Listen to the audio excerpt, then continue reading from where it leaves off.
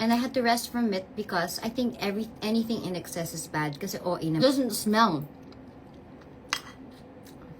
And believe me, I don't like the smell of normal bagoong. I only like my dad's bagoong. Alamang. Lalamang.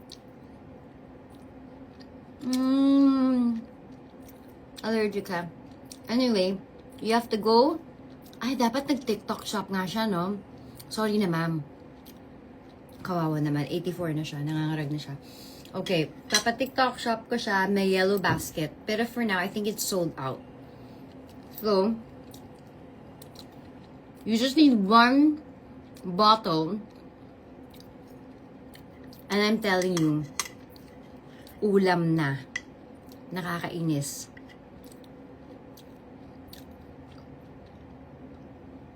Super sarap. You have to try.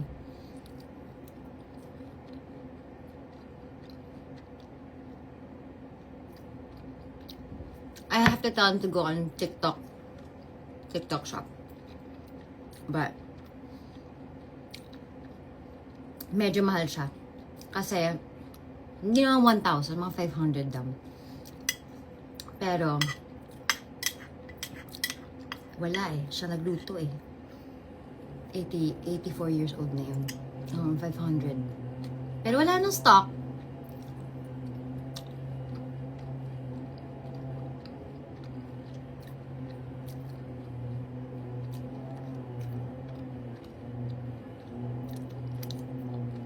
Okay, magtinda ka din sa TikTok para magtikman namin. Meron ba akong yellow basket? Hindi ko nga alam paano nag-work sa yellow basket. Nakiki-yellow basket lang. Oh my God, super hard.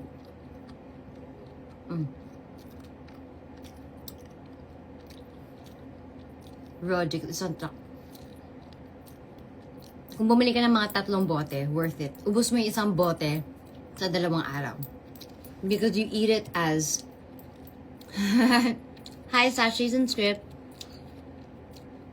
This is my dad's bagoong. For those of you who just joined. And it is the best. When you're lucky, you get the really chewy...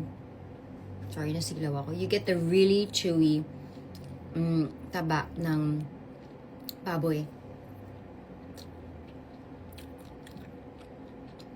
Kay-chan, diba? Natikman mo na? Sarap. Nakakainis. Nakakaloka siya. Si Kay-chan, na nagda-diet, went to my house. And then, I think you have to try my dad's bagoong. Ayun na. Napakain ng kanin. Super sarap. Of course, I miss sorsogon. Kaya lang kailangan ko mag-work. Huwag mo ng partner ng mangga. Alone?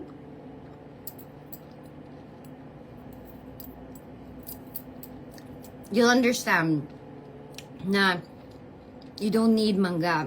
You don't even need rice. Sige na rice. Pero damihan mo to kasi sobrang ayaw mo siyang mahaluan ng kahit anong lasa. Sobrang init.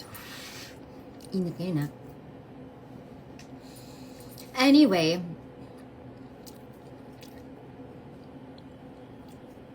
I have to go now. Kasi gusto ko siyang namnamin. So,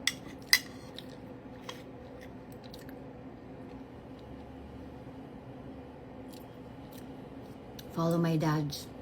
Siyempre, hindi pwede recipe. Actually, yung recipe na sa YouTube ko na Lintek. Pero, iba yung luto ng daddy ko.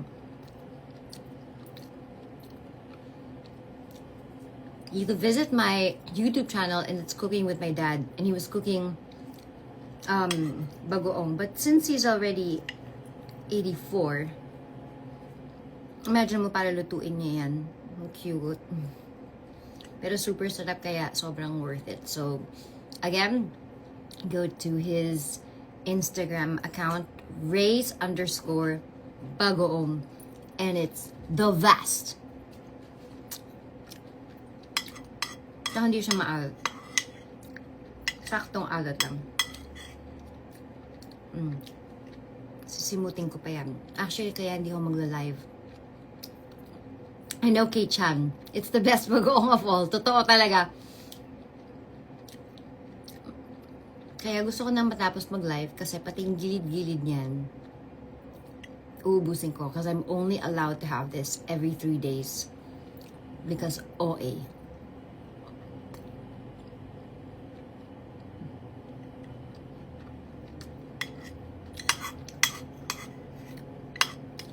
Made with love pa. Cute, cute. Pawis pa siya. Heart attack na yan Nagka-cancer pa yan. 84, ayaw pa rin tumigil sa pagtrabaho.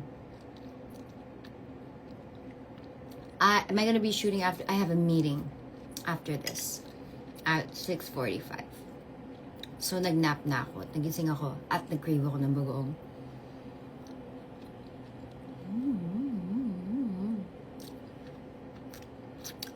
Wala siyang umoy.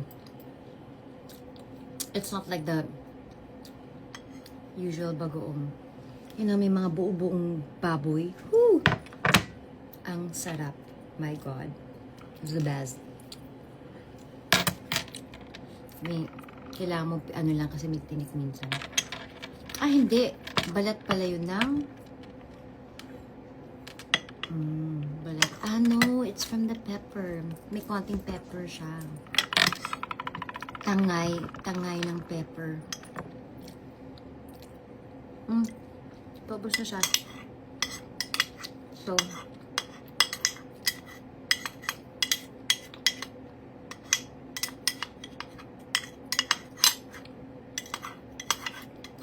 ito talaga, every bottle counts.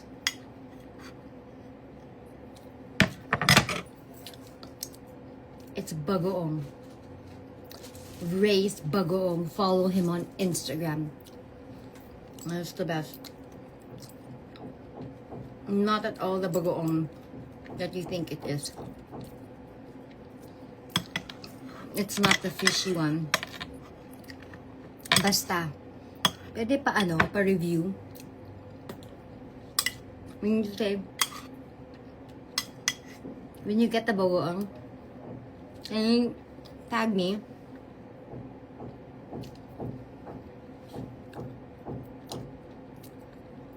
It's so good. Ubus na. Bawal na. Hindi na daw pwede ako magbagoong. That's it, pansit. Bawal. Okay, guys. Simot. That isn't my treat.